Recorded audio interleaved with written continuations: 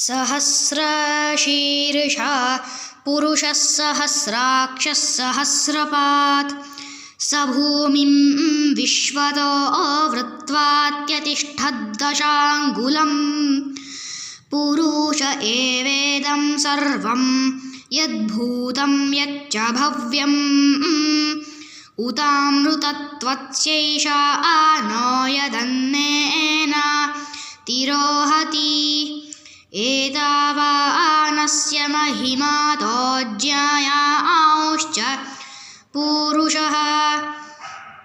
पादोऽस्य विश्वभूतानि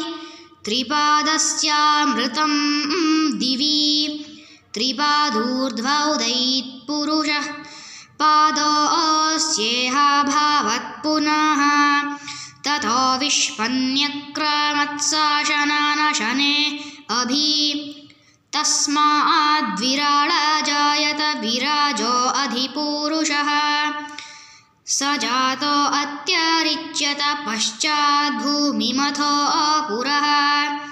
यत्पुरुषेण हविषा देवा यज्ञमतन्वत वसन्तो अस्य सीदाज्यं ग्रीष्म इघ्नः शरद्धविः तं यज्ञं बर्हिषि प्रोक्षं न पुरुषं जातमग्रतः तेन देवा आयजन्त साध्या ऋषयश्च ये तस्माद्यज्ञात् सर्वहुतः सम्भृतं पृषदाज्यं पशूं तांश्चक्रे वायव्यानारण्यान् ग्राम्याश्च ये तस्माद्यज्ञात् सर्वहुतः ऋचः सामानि जग्निरे छन्दांसि जग्निरे तस्माद्यजुस्तस्मादजायत तस्मादश्वा अजायन्त एकेचोभयादातः गावो जग्निरे तस्माज्जाता अजावयः यत्पुरुषं व्यदधुः कथिता व्यकल्पयन् मुखं किमस्य कौ बाहू क ऊरुपादा उच्येते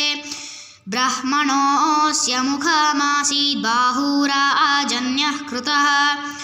ऊरु तदस्य यद्वैश्य पद्भ्यां शूद्रो अजायत